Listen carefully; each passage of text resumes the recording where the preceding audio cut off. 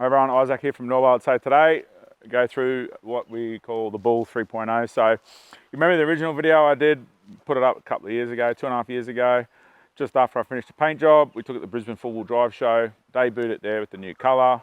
The original Bull, I was the same car in white, had it for 1800 Ks, blew it apart, painted it, put it back together, canopy on it. So since then, I have changed a few things. I've had a few little issues that I've had to troubleshoot along the way.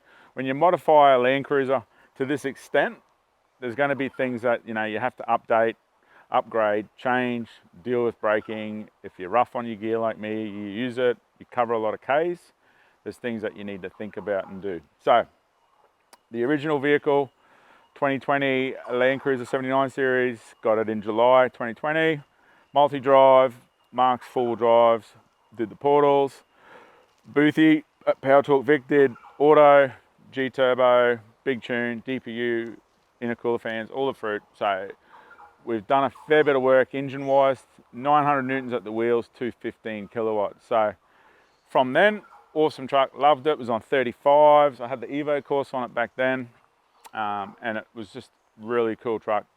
Busted out, everyone was like, wow, you've got a cruiser, you've painted it, it's auto, it's got all this stuff done. What else can you do to top it? So since then, driving it, I've had a few issues. So one of the biggest things I had was I lost the fuel pump late 2021. By losing that fuel pump, we put metal through the whole fuel system, lost the motor because the fuel pump sheared off inside the timing cover. We tracked that down to a bit of bad fuel out of the territory from about 3 months prior. And then the car had sat for a couple of months while I'd gone away and I was driving another vehicle at the time. So that car, we were doing some other work on the car. Lost the motor effectively. So prior to our open day in 2021, we had it at the mechanics for about 8 days and they did a full engine swap. We got the tunes all back in, everything running, and since then she's been faultless. One of the things I have done since then, put a monster fuel cooler up underneath the tray. We've got a huge big secondary fuel filter, so not a small one, we've put quite a large one on there. This vehicle uses a lot of fuel. It's not a 13, 14 litres per 100k vehicle. It uses between 17 and 24 litres per 100 in the format that I drive it. Most of my driving is between sort of 80 and 100 Ks. I live 35, 40 minutes out of town, so I cover a bit of highway and a bit of sort of 80, 100 zone, fair bit these days when I'm getting around. So apart from that, the car's been awesome. Everyone that drives it loves it. It stands out everywhere it goes. So late last year, or early last year, I put it on 37s. Loved how that drove. It just sort of, we did the tele track with the 37s in October 21. Thought that was awesome. We did some other stuff. I'm like, how good's this? What else can I do? And then I started thinking, oh, I might update it. So kept it on the 37s. I ran a slightly different canopy, went from the compact to a deluxe length. Deluxe was 1740, so still give me about that 160 mil of length on the rear, but the vehicle remained unchanged. It wasn't until earlier this year I got chatting to Clayton from ATD and I said, I want to redo the Bull, I want to change it up, I want to do a new bar, I want to keep the power boards. I'm thinking of changing the wheels, I've got some other ideas. We've been working on a new tray design. I want to update the vehicle to suit the new tray. And then we got talking and he said, let's do an Apocalypse bar. So one of the key changes that we've done on the vehicle is we've gone to the ATD Apocalypse bar. So it's in the satin black, the texture black that Clayton does, really good powder coat. Australian made bull bars, probably the best bull bar money can buy. Crow's Nest, Queensland, so just outside of Toowoomba. Awesome dude, awesome business, awesome product. We've got the ATD bars on 4 of our demo LandCruisers and we love them. We're in love with the product. We think it's awesome and it's great to support another Australian manufacturer. Other vehicles we run different vehicles with different bull bars, different configurations, but for the 70, this bull bar is like the pinnacle bull bar of what you can chuck on a 70. It looks mean, it looks tough. I don't think you'll find a more angrier looking cruiser cruising down the highway when I've come up behind you, at 100k an hour. So headlights have been moved from up here down into here, so that gives us that throw, especially with the 37s. It's that extra little bit of height, so I want to make sure I'm still compliant with the headlights. So headlights are in there. We've kept the ARB spotlights. We've got the winch still. I've got the Factor 55 up the front. Got the GME here. We've got another big massive whip here. Why, I don't know, but the boys took it to Denny Ute Muster and yeah, that's what I come back with. So July, went down to Brisbane. We did the Norweld Open Day. September, we busted out the new Elite Tray, and then Fred and the boys, they took it to Denny Ute Master, set it up like this, go down there, slap some thongs, drink some goon. This is the end result of that trip. So apart from that, the wheels, I've kept with the 37-inch ridge grapplers, but I've gone to a ROH Assault with it's like the black and graphite color. So rather than going all black, I wanted that bit of color to accentuate with the body, and this color and that color are very similar. So with the gator green that this vehicle is, and that, it works really well, gives us a nice bit of contrast there. It makes it look like I got way more tire than I actually do. You know, on a 37, 12.5, 18, it's still quite a fair bit of sidewall. Air it out, bellies out really well. You get plenty of traction. We just did some tracks here with the new 4-cylinder, and this thing was, you know, it's always a pleasure to drive. It's not real hard with the auto and the portals. Away you go. So cosmetically, that's about the major 2 updates. Obviously, we've done the new mirrors. I did them not long after I did that video. We did some new mirrors. Base rack's still on it. Interior's still the same. I have changed the interior batteries to 2 60-amp red arc, the lithium. So that was just to make sure the whole system's red arc and it works really well. I'm really happy with that. 120 amps of lithium, 1000-watt inverter, TVMS. We've got all that there. And then when I put my canopy on, I've got another 400 amp hours of lithium battery there. So with the red arc lithium batteries in here, and then I've got another 200 amp lithiums in there, which are red arc as well. It gives me 520 amps of lithium battery. So massive amount of battery capability. You know, you're going away, you want to run fridges in the car, fridges in the canopy, freezers, inverters, air fryers, coffee machines, all that stuff. That's what this vehicle's built. I want to go away. I don't want to take everything with me, but I do want to have a cup of coffee. I do want to make sure we've got cold beer, cold water, fresh food. So for me, that's paramount. You can never have enough power. People worry about, you know, what size battery, what's best, what's worst. Should we do a video about what size amps you need for your canopy setup? Let us know, drop a comment below. So rear wise, we've got the new tray. So there'll be some other videos dropping out about this new tray. So suspension wise, it's still the J-Max system, Alphas, full electric. It's got big clearance, but we're parked on some pretty off-camber sort of wonky ground. We're not on a dead flat space. We're in beautiful North Queensland.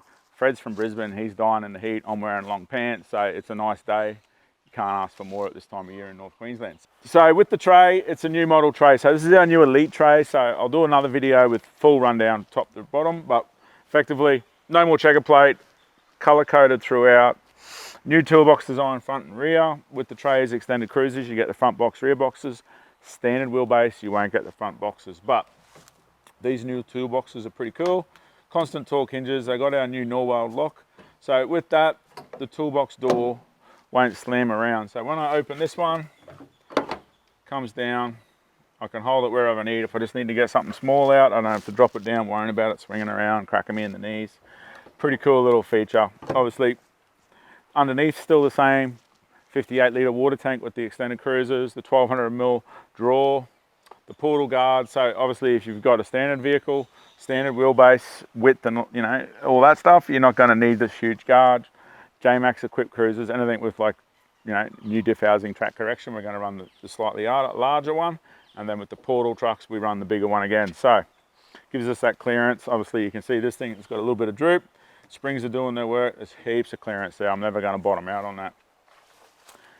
Still running the torque exhaust. With the tune, the torque, it sounds really good. It's not too obnoxious, but it's enough that people hear you, and you get a lot of young people, oh, I do these ones. So everyone loves this truck.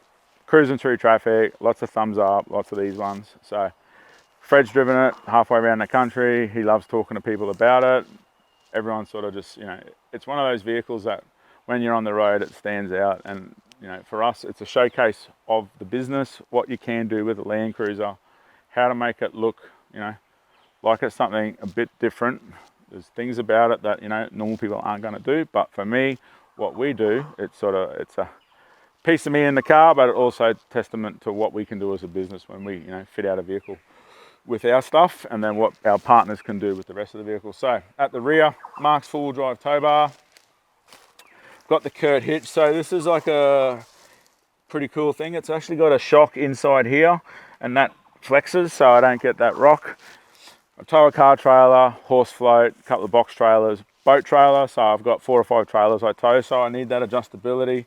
And being like this with the anti-shock in it, it works really well.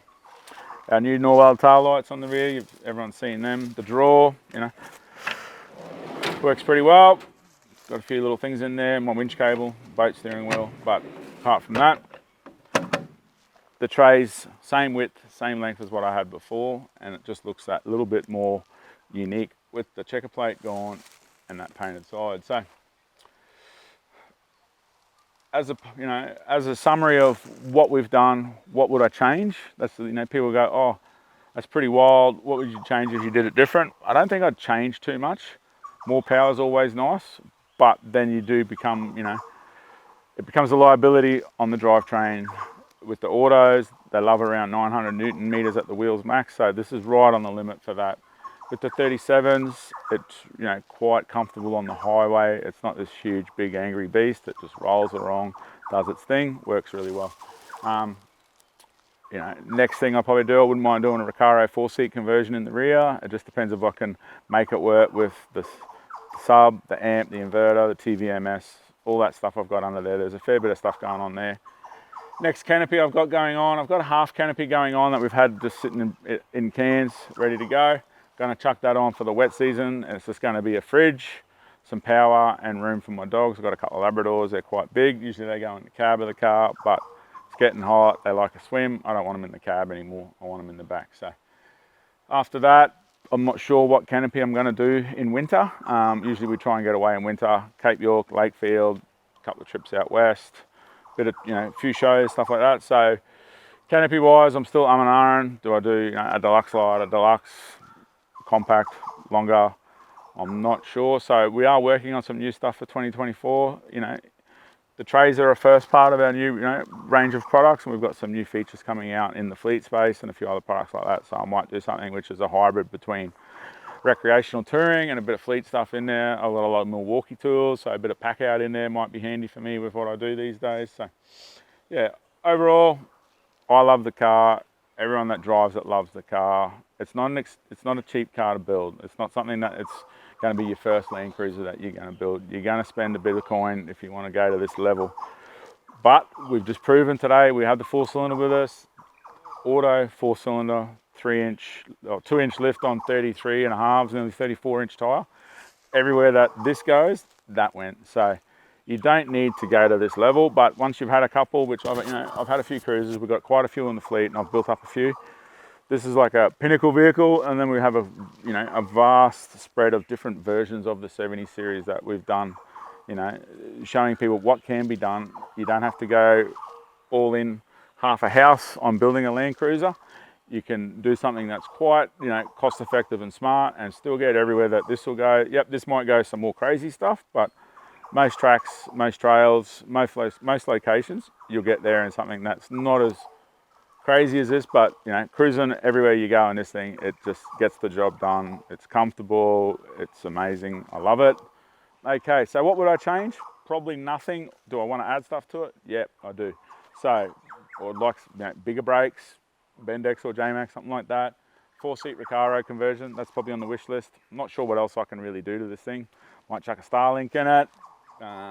But yeah, for me, what I'm doing, Steve and I do a few Cape York tricks every year. So we go up Lakefield, chase Barra, we go further north and do a few tracks, you know, go camping, that sort of stuff. And we do a lot of fishing. So everything that we do with this vehicle is based on that. You know, I love it, everyone else loves it, anyone that drives it loves it.